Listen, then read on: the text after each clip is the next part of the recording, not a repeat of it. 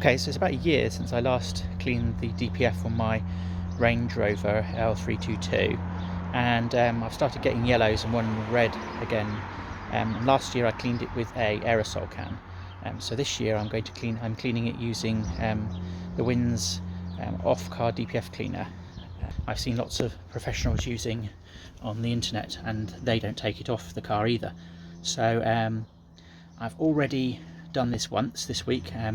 Vast amounts of black smoke, or sort of grey smoke, came out of the car doing that, and already the miles per gram has increased quite a lot from doing that, from about 4 to about 8. So that's quite a big difference. So this is the can I used last year, and I used it again beginning of this year. It doesn't really seem to work. I don't think that doesn't work amazingly.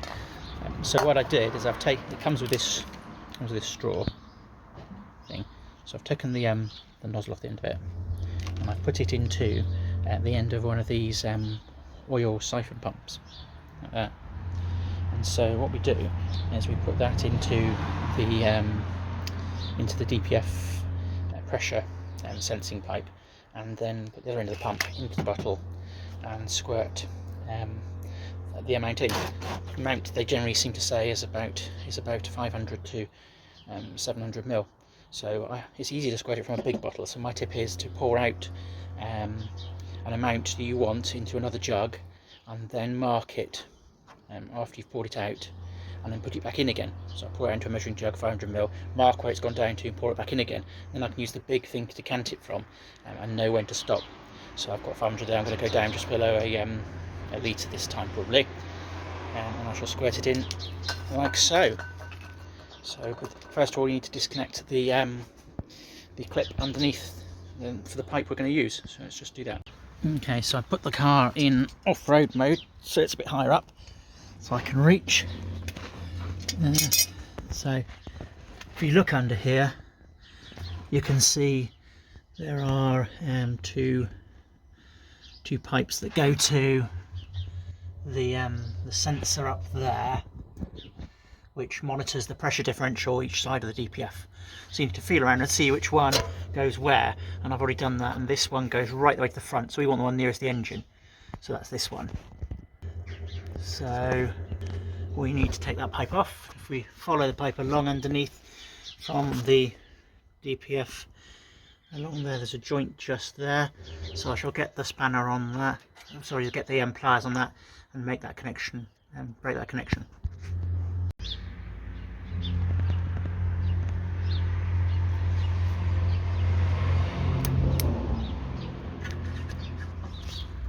There we go, and then just wiggle it off. Turning it a little bit helps it come off easier. Just twiddle it a bit.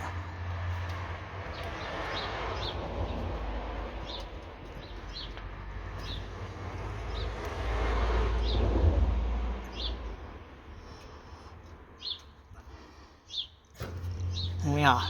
So there is the pipe. You can see it's off. And there. So that's why we're going to squirt the juice in. You can see there's a little bit of juice left there from last time. I did try and get most of it out.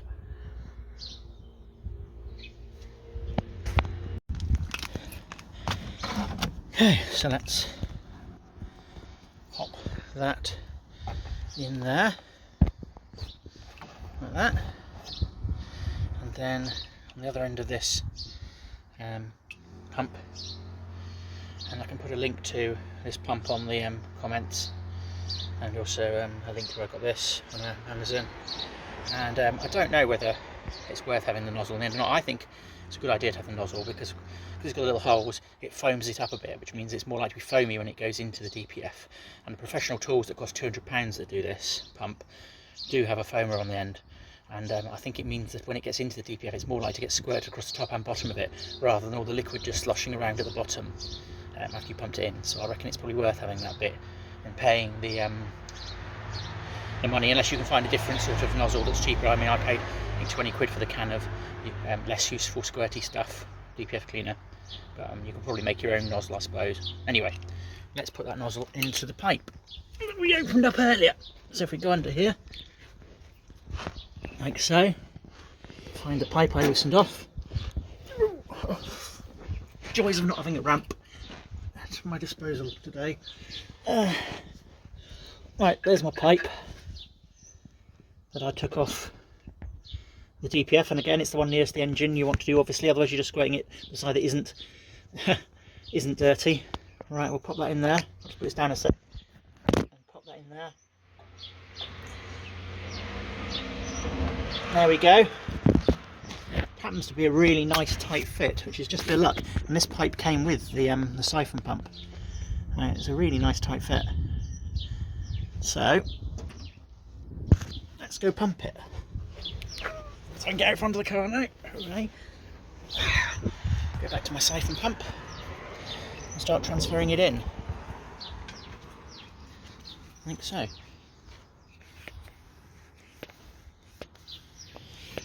Really is that nice and easy.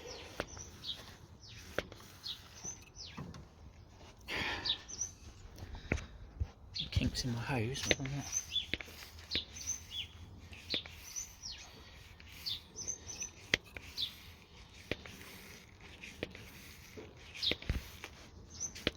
hear it going in, and you can see the level in your bottle going down if you marked it. Now, one thing I'll say while I'm doing this is that the cans that you use for this just suggest you idle the engine for half an hour, but I found I get far more out if I far more soot out if I rev the engine. And I was revving it last time I did this to about 2,000 to 3,000 revs. What I did is I connected the ODB software to it on my phone, and from there I could see the pressure between the two sides of the DPF, because I put the pipe back and put the sensor back when I was doing that, and from that I could tell I wasn't damaging it because the pressure wasn't too high. If the pressure had gone too high, I'd have known maybe the water was in the way and get back pressure that could harm the turbo. But because I was monitoring the pressure of the DPF, I could tell it was okay and that I wasn't damaging anything. So anyway, I should pause this while I pump the rest of this in. There we go, we've put quite a bit in now, just over half a litre. What's interesting is on the bolt here that connects the DPF to the cat, they're all really rusty, the bolts, and I'd cut the bottom one off, thinking it was a bolt rather than a stud, because I was intending to press it out and put another bolt in. Unfortunately I found it was a stud, so of course you can't get the bolt out. It doesn't really leak any exhaust, so I'm not terribly worried about it for the moment. However, it's actually quite a good indicator that I've put quite a lot of DPF fluid in, because you can see it drips out there now. And actually, when we do the exhaust run, you can see it foams out there, which is interesting. I might weld another stud back on there probably and tighten it back up, but for now it's like that. So now I'm going to remove the hose from the inlet. And actually, if you pump it, you can see what comes out is quite foamy, like so, which is why I wanted to use that nozzle. Anyway, so we squirted loads of that in. I'm going to start it with it off first to push out the excess liquid from the pipe so it doesn't end up in the sensor. So let's take that out of there. And actually, for waste not want not, what I did last time was put this end into my bottle and pump it a bit, because there's loads in the pipe that's wasted otherwise. So let's do that. Let's see. No point leaving it in the pump wasting waste, is there? Okay, so we started the engine back up.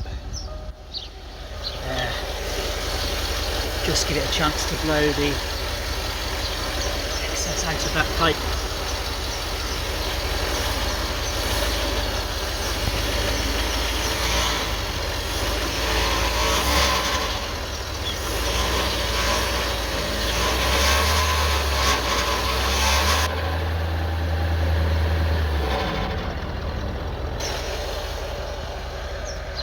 and then we can put the sensor back on again and start seeing the black smoke coming out. Okay, so I've now, with my trusty pliers, put back on that pipe. You can see the water pooling there from my gap I talked about.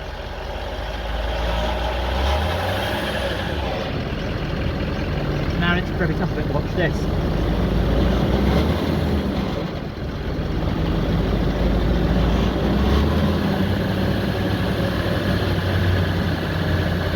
All that lovely foam.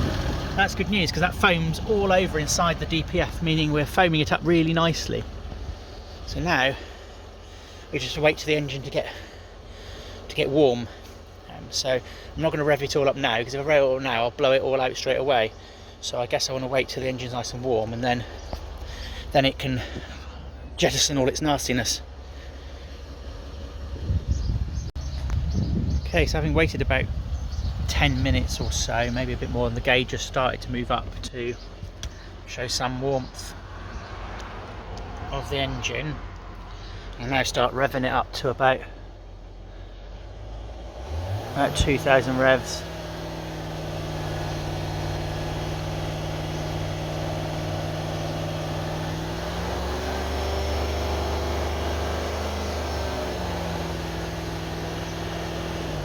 And let it do its thing. You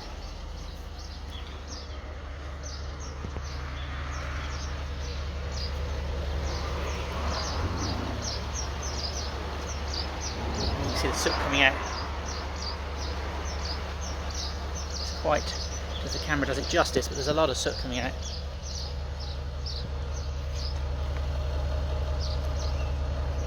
A lot of soot coming out. And this is the second time I did it. The first time I did this, earlier this week, it was, you could hardly see the other side of the driveway, there was so much black soot. And this time there's still a fair bit coming out, even now. It's getting increasingly more. So I do that for about half an hour or so to get all that quite nasty soot out. There's loads coming out now, and the camera doesn't really do it justice, but it's quite smoggy here now. Now it's not just steam, before anyone says so, it is stinky, diesely nastiness. And so what I'll do is I'll run that for about half an hour like that, and then I'll take it for a test drive just to check everything's still okay, which it will be. And then what I do is I'll go into my use my code reader. I'll just show you which one I've got in case you need to get one. One of these little bits of magic. It's an AU tel. Zoom in. There we go. Maxi AP200. On that one, once you bought the Land Rover license for it and installed it, you can go to the settings, the hot functions, and you can reset the DPF, which you should do after a clean. You need to spend £200 on a cleaning rig. It seems to work perfectly well just using one of those siphon pumps. Works a treat thing before it goes wrong. I'd suggest you do a forced dynamic clean first using the AU tel thing again. So you start off with it clean before you put the fluid through. Otherwise, of course, half the stuff you're getting out you could have got rid of using a normal clean on vehicle driving along, you know, a normal regen. So I regened it first, got it down to 3 grams of soot before I did this.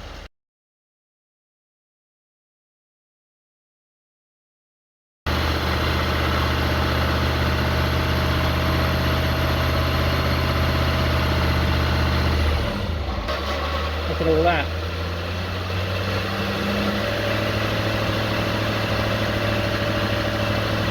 You can see it's got a kind of blue colour to it.